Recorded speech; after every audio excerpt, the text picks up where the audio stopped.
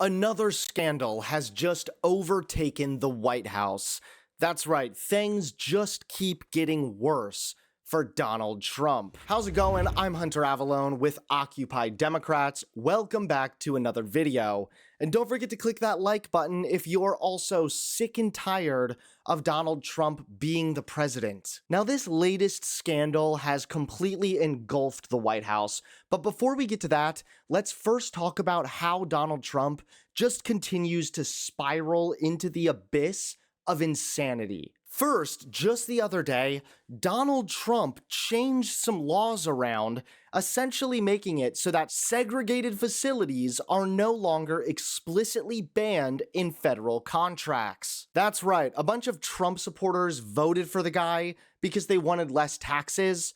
Well, what do you know? Now segregation is coming back. After a recent change by the Trump administration, the federal government no longer explicitly prohibits contractors from having segregated restaurants, waiting rooms, and drinking fountains. The segregation clause is one of several identified in a public memo issued by the General Services Administration last month, affecting all civil federal agencies. Now, it's important to remember that there are still state and federal laws that directly prohibit segregation. So what Trump is doing here is far more symbolic. However, the symbolism is concerning. It's symbolic, but it's incredibly meaningful in its symbolism, says Melissa Murray, a constitutional law professor at New York University. The fact that they are now excluding those provisions from the requirements for federal contractors, I think, speaks volumes, Murray says. They said that the process used to institute these changes without a typical public notice or comment period of 45 to 90 days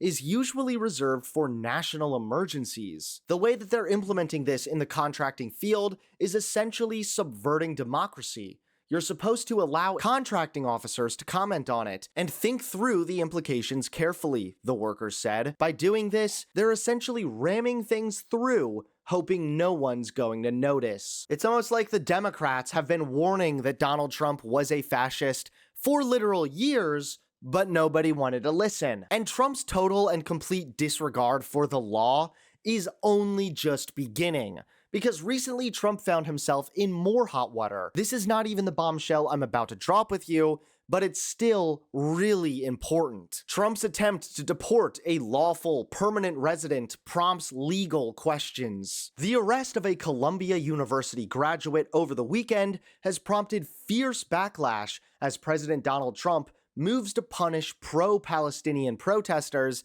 at colleges and universities by raising the specter of deportation. Gee, maybe Trump should start raising the specter when it comes to the First Amendment. Immigration and Customs Enforcement officers on Saturday arrested Mahmoud Khalil, a December graduate with a master's degree from the university's School of International and Public Affairs, after he helped lead campus demonstrations last year protesting Israel's actions in Gaza since the start of the war against Hamas. So Donald Trump is clearly out of control. He's just deporting people left and right. He doesn't care if they have green cards, if they're US citizens. None of that matters to Trump. But this endless nightmare has finally culminated to the massive scandal that has just engulfed the White House. The moment you've all been waiting for, here it is. Conor McGregor's Trump meeting was blasted by an Irish rape crisis center, claiming that this meeting was sinister. Now, you might not understand why exactly this is such a massive scandal. However, I'm about to clarify. You see, in November, Conor McGregor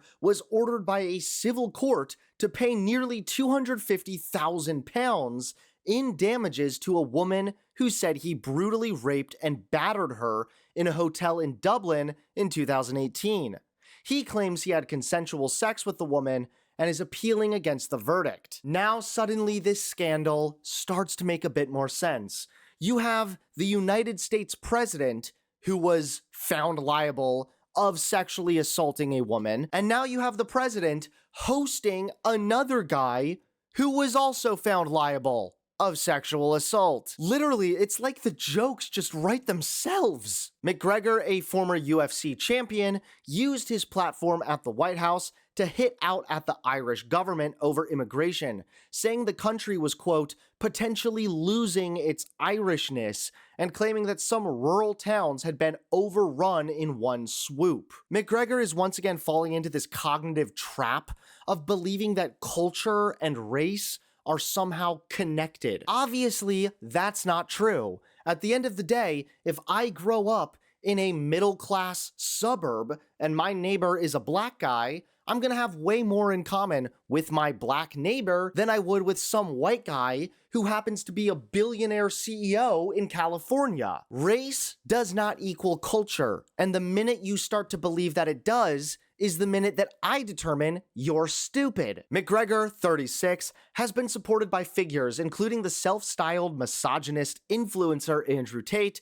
and anti-immigration campaigners in Ireland whose reach has been turbocharged by Musk's retweets. A rise in immigration has caused tensions in some parts of Ireland, but there is no evidence for McGregor's claims of towns being overrun. Government data shows that in the last 3 years, just over 45,000 people have applied for asylum in Ireland, which has a population of about 5.3 million. Some believe the fighter may even be positioning himself for a presidential run in Ireland later this year. So yeah, it really should not come as any surprise that the misogynistic woman abuser Donald Trump is hosting another misogynistic woman abuser. And even if it's not surprising, it's still incredibly disappointing that this is really the man we have to call our president right now. Honestly, it's just sad.